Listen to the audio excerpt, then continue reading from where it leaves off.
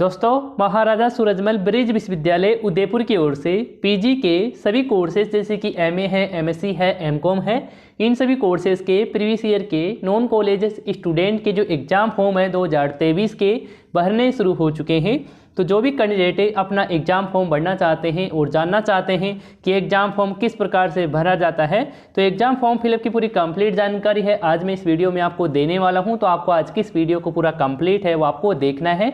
तो अब चलते हैं, वीडियो को शुरू करते हैं और आपको पूरी कंप्लीट जानकारी आपको देते हैं। तो दोस्तों, आपको यूजी पीजी के किसी भी कोर्सेज के लिए अपना एग्जाम फॉर्म भरने के लिए सबसे पहले आपको महाराजा सूरजमल ब्रिज यूनिवर्सिटी के मेन एग्जामिनेशन पोर्टल पर आपको विजिट करना होगा।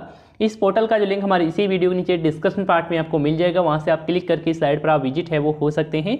तो जैसे आप साइट पर विजिट होंगे तो इस प्रकार से आपके सामने साइट का इंटरफेस है वो देखने को मिलेगा। तो आप पेज को नीचे की तरफ स्क्रॉल करते आएंगे तो यहाँ पर आपको ऑनलाइन एग्जामिनेशन का यहाँ पर आपको एक बॉक्स दिखाई दे रहा है। इसमें यहाँ पर आपको स्लाइड होती हुई काफ़ी लिंक है वो आपको देखने को मिलेगी। इसी में यहाँ पर आपको ऑनलाइन एग्जाम फॉर्म फिलिंग 2023 का भी लिंक है वो आपको दिखाई देगा। इस प्रकार से आपके सामने देखने को मिलेगा। तो आपको इसी पर क्लिक करना है। क्लिक करने के बाद में इस प्रकार से आपके सामने पेज है वो ओपन होगा। तो आप पेज को नीचे की तरफ स्क्रॉल करते हैं तो यहाँ पर आपको कोर्स की लिस्ट है वो आपको देखने को मिलेगी। जिन जिन कोर्सेज के एग्जाम फॉर्म है भरने शुरू हो चुके हैं। तो यहाँ पर देख सकते हैं कि यहाँ पर पीजी के कोर्सेज है जैसे कि एमए प्रीवियस ईयर है, इंग्लिश का है, ज्योग्राफी का है, मैथमेटिक्स का है।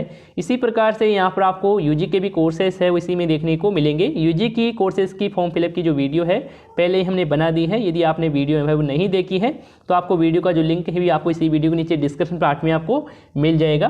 तो हम पीजी के लिए फॉर्म भरने वाले हैं तो यहाँ पर हम पीजी के कोर्सेज को सिलेक्ट है वो कर लेते हैं। लेकिन इससे पहले आप चेक कर लेंगे कि यहाँ पर पीजी के कोर्सेज की एग्जाम फॉर्म भरने की यहाँ पर डेट है वो लास्ट डेट है वो क्या रखी गई है वो यहाँ पर आप देख लेंगे। यहाँ पर देख सकते हैं कि 8 जनवरी 2023 है फॉर्म भरने की लास्ट डेट है वो रखी गई है। तो इससे पहले आप फॉर्म है अपना भर देंगे। इसके बाद में आपको कोर्स की डिटेल्स है वो यहाँ पर आपको सिलेक्ट करनी है। तो सबसे पहले आपको कोर्स टाइप है वो आपको सिलेक्ट करना है। तो यहाँ पर आप देख सकते हैं कि यूजी पीजी है वो दिया गया है। तो हम पीजी के लिए एग्जाम फॉर्म फिलअप करने वाले हैं। तो यहाँ से हम पोस्ट ग्रेजुएट है वो सिलेक्ट कर लेते हैं। इसके बाद में आपको कोर्स का नाम है वो आपको सिलेक्ट करना है। तो यहाँ पर देख सकते हैं कि एमए है, एमकॉम है वो यहाँ पर दिया गया है वो आप अपने अकॉर्डिंग सिलेक्ट कर लेंगे। इसके बाद में आपको पार्ट है वो आप सिलेक्ट करना है। तो यहाँ पर आपको पीजी में यहाँ पर सब्जेक्ट है वो देखने को मिलेगी। तो आप जिस सब्जेक्ट से आप पीजी का कोर्स करना चाह रहे हैं वो आप अपने अकॉर्डिंग है वो सिलेक्ट है वो कर लेंगे। इसके बाद में यहाँ पर आपको स्टूडेंट टाइप में यहाँ पर देख सकते हैं कि नॉन कॉलेजेस ही देखने को मिल रहा है। अभी रेगुलर के पीजी के एग्जाम फॉर्म है भरने शुरू नहीं किए गए हैं लेकिन जल्द ही यहाँ पर स्टार्ट होने वाले हैं। तो हम नॉन कॉलेज ही यहाँ पर सिलेक्ट कर लेते हैं। इसके बाद में यहाँ पर आपको कंटिन्यू का बटन दिखाई देगा, आपको इसी पर क्लिक करना है।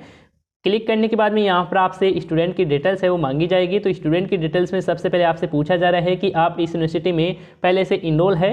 तो यदि आप इनरोल है, आपने ग्रेजुएशन भी इसी यूनिवर्सिटी से किया है तो यहाँ पर आपको टिक मार्क करना होगा और आपको अपने इनरोलमेंट नंबर है वो यहाँ पर आपको दर्ज करना होगा। आपके जो इनरोलमेंट नंबर है आपकी ग्रेजुएशन की मार्कशीट में देखने को मिल जाएगा यदि आप इसी यूनिवर्सिटी से आपने ग्रेजुएशन पासिंग किया है। इसके बाद में यहाँ पर आपको स्टूडेंट की डिटेल्स वगैरह है वो नाम वगैरह की जानकारी है वो आपको देनी है। तो सबसे पहले आपको स्टूडेंट का इंग्लिश में नाम है वो यहाँ पर आपको दर्ज करना है।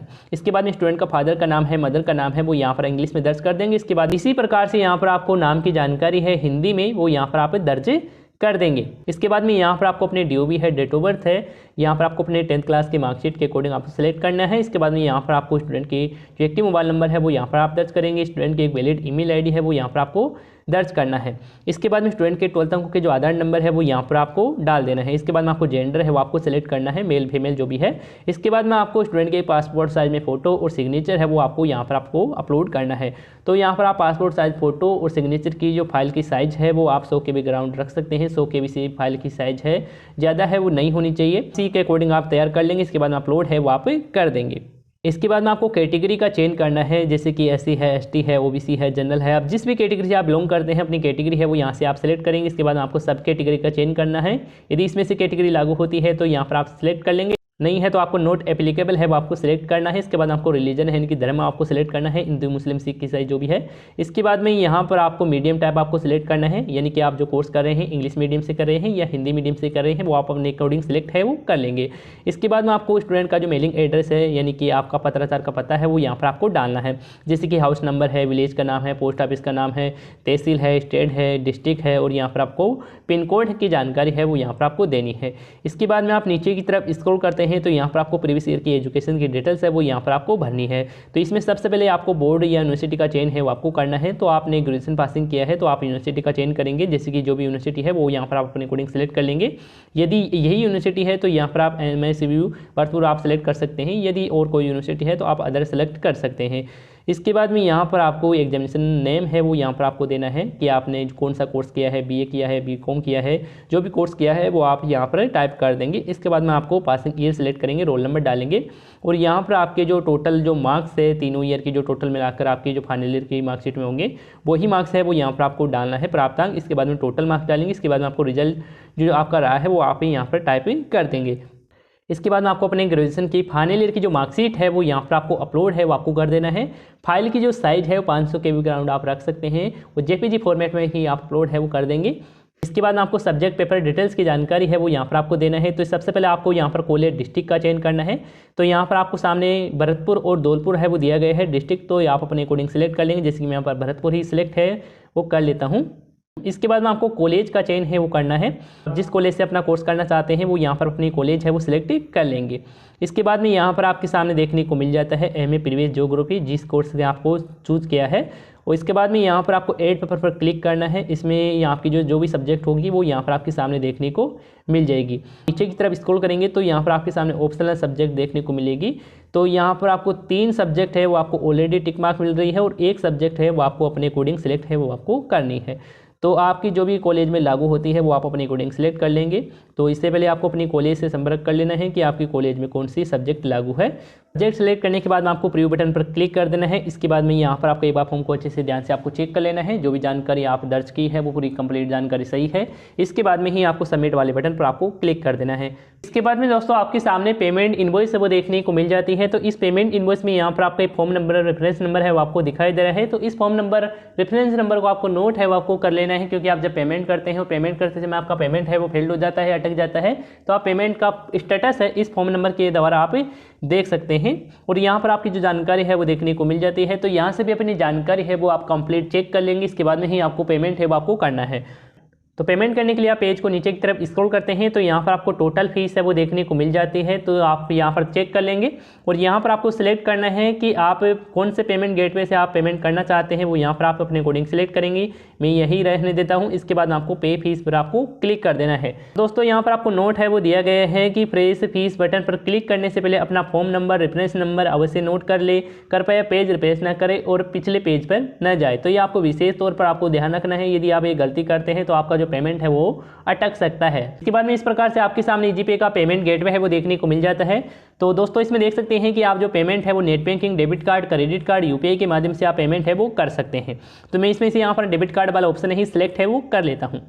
बाद में दोस्तों आपको सिलेक्ट करना है कि आपके पास जो डेबिट कार्ड है वो रुपए डेबिट कार्ड है या अदर कोई डेबिट कार्ड है, तो आप अपने अकॉर्डिंग यहाँ से आप सिलेक्ट कर लेंगे। इसके बाद में आपको प्रोसीड बटन पर आपको क्लिक करना है। इसके बाद में यहाँ पर आपको अपने डेबिट कार्ड से संबंधित जानकारी है वो आपको देना है। जैसे कि यहाँ पर आपको कार्ड होल्डर का नाम है, कार्ड नंबर है, एक्सपायर मंथ है, ईयर है और आपको अपने डेबिट कार्ड की CVV नंबर है वो यहाँ पर आपको देना है। तो यहाँ पर ये कंप्लीट जानकारी आप फिल कर देंगे। इसके बाद में आपको कंटिन्यू बटन पर क्लिक करना है। जैसे आप कंटिन्यू बटन पर क्लिक करेंगे तो आपके डेबिट कार्ड से कनेक्टेड बैंक से मोबाइल पर एक OTP आएगा, OTP डाल देंगे। इसके बाद में आपका पेमेंट है वो सक्सेसफुली हो जाएगा। जैसे आपका पेमेंट है वो सक्सेसफुली होता है तो आपके सामने एग्जाम फॉर्म का जो फाइनल प्रिंट आउट है वो देखने को मिल जाएगा। अपना एग्जाम फॉर्म का फाइनल प्रिंट आउट निकलवा कर आप अपनी कॉलेज में जाकर आपको जमा है वो आपको करवा देना है। उसके साथ आधार कार्ड की फोटोकॉपी, लास्ट ईयर की मार्कशीट की फोटोकॉपी अटैच करना आपको जरूरी है। और दोस्तों आप अपना एग्जाम फॉर्म का फाइनल प्रिंट आउट है वो नहीं ले पाते हैं और लेना चाहते हैं तो इसके लिए आपको इस पेज पर आपको विजिट करना है। इस पेज का भी आपको डायरेक्ट लिंक हमारे इसी वीडियो के नीचे डिस्क्रिप्शन पार्ट में आपको मिल जाएगा। इस पेज पर आने के बाद यहाँ पर आपको अपना फॉर्म नंबर है वो यहाँ पर आपको दर्ज करना है। इसके बाद अपनी DOB है वो आपको सिलेक्ट करना है। इसके बाद आपको चेक स्टेटस पर क्लिक करना है। इसके बाद में आपको फॉर्म का रीप्रिंट करने का ऑप्शन मिल जाएगा। आप रीप्रिंट है वो फॉर्म को कर सकते हैं। इसके बाद आप प्रिंट आउट निकलवा सकते हैं। और यदि आपके पास फॉर्म नंबर, रेफरेंस नंबर नहीं है तो आप यहाँ पर नीचे की तरफ स्क्रॉल करेंगे और यहाँ पर आपको अपना फॉर्म नंबर, रेफरेंस नंबर जानने के लिए यहाँ पर आप क्लिक करें तो आपको इसी पर क्लिक कर देना है।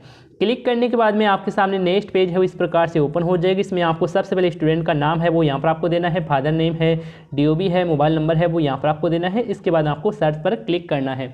क्लिक करते ही आपके सामने लिस्ट है वो देखने को मिल जाएगी। उस लिस्ट में आपको अपना नाम, फादर का नाम, अपना मोबाइल नंबर है वो मिलान कर लेना है। इसके बाद में आपको आगे की ओर ये आपको रेफरेंस नंबर मिल जाता है, उस रेफरेंस नंबर को आपको नोट करके फॉर्म का फाइनल जो प्रिंट आउट है वो निकाल सकते हैं। तो इस प्रकार से दोस्तों आप अपनी जो जानकारी है वो आप सर्च कर सकते हैं, फाइंड कर सकते हैं।